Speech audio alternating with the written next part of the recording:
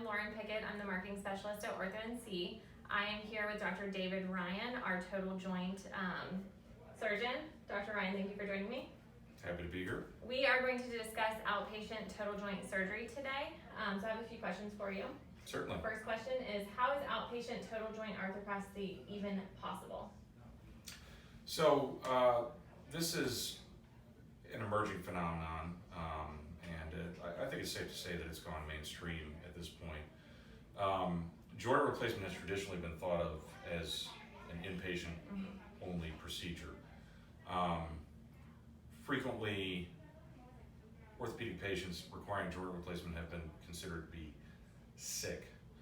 But in my experience and that of other orthopedic surgeons, these are patients that are otherwise relatively healthy but are suffering from a debilitating disease in the form of joint pain and osteoarthritis or other forms of arthritis that are contributing to the destruction of their joint. The joint replacement procedures are in fact major surgery. They are major surgery in terms of the education and technical skill that are required to conduct these procedures, the presence of retained implants for the patient, the supplies and facilities required for the successful joint replacement operations, and the associated risk. However, patients are not quote unquote sick. So hospitalization has traditionally been the setting in which these procedures are performed. But hospitalization itself is not without risk. And traditionally, patients would be hospitalized for weeks, decades ago. And there would be extended periods of hospitalization and inpatient physical therapy and rehabilitation and prolonged phases of care that may or may not have been entirely pleasant for the patient. As our understanding of perioperative care has advanced, as our understanding of the medical science behind joint replacement has advanced, as our technology has advanced, prolonged hospitalization has become less and less necessary. Patients are extensively screened by licensed medical professionals. We have a wellness clinic here run by one of our physician assistants that has been very helpful in this process. They are screened for candidacy for this. This is not a decision that's made lightly, but medical comorbidities that are present that can be eliminated are, those that cannot be eliminated are optimized. And at this point in time, I'm performing approximately 80% of my joint replacements, whether shoulder, hip, or knee, on an outpatient basis.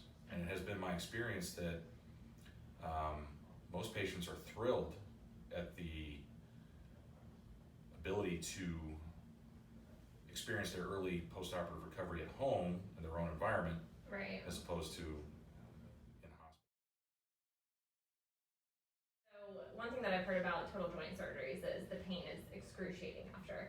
Can you kind of talk a little bit about that and what patients should expect? So this is the most common phenomenon that I encounter when discussing joint replacement with patients. There's a significant amount of fear and anxiety surrounding the surgery and the idea of pain. To be candid, there will be some pain associated with joint replacement surgery. Patients can expect some discomfort, but it is not agony, and it doesn't have to be. Okay. Orthopedic surgeons and anesthesiologists have been collaborating on this subject for years. How to minimize the patient's pain to allow for early physical therapy and rehabilitation, early mobilization, and progression through their postoperative recovery. Anesthesiologists in particular have refined their protocols and administration of medication through the preoperative, intraoperative, and postoperative phases of care. And this has served to really minimize pain and allow for early mobilization and ambulation.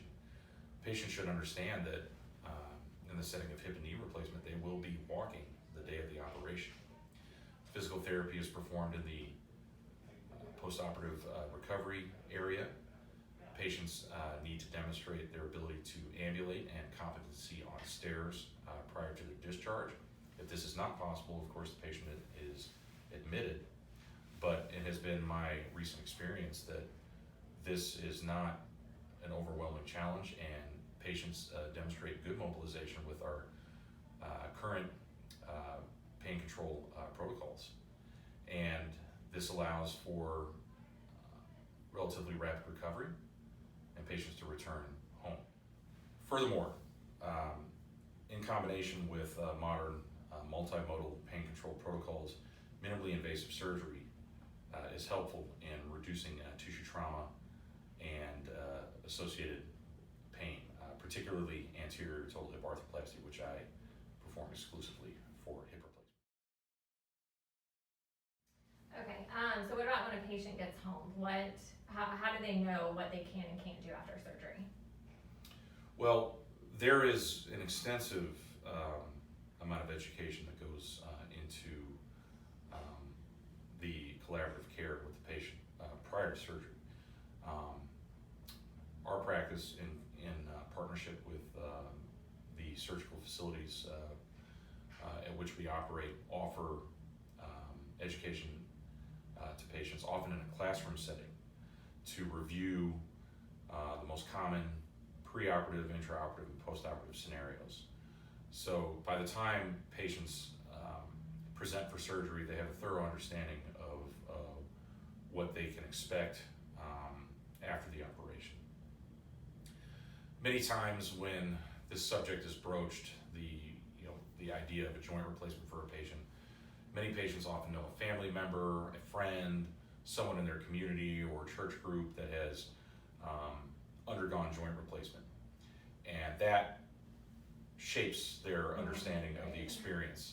And what patients should understand is that another person's experience doesn't have to be their individual lived experience. And with thorough understanding of what will be taking place, this allows for the reduction in a lot of the fear and anxiety that surround these procedures. The alternative can be fear and anxiety that come from living with debilitating joint pain and the reduction in quality of life. It has to be confronted, but it can be done so in a reasonable and educated fashion, and this has proven to be very successful, the preoperative education that we offer. And I have to say that it has been an overwhelming success.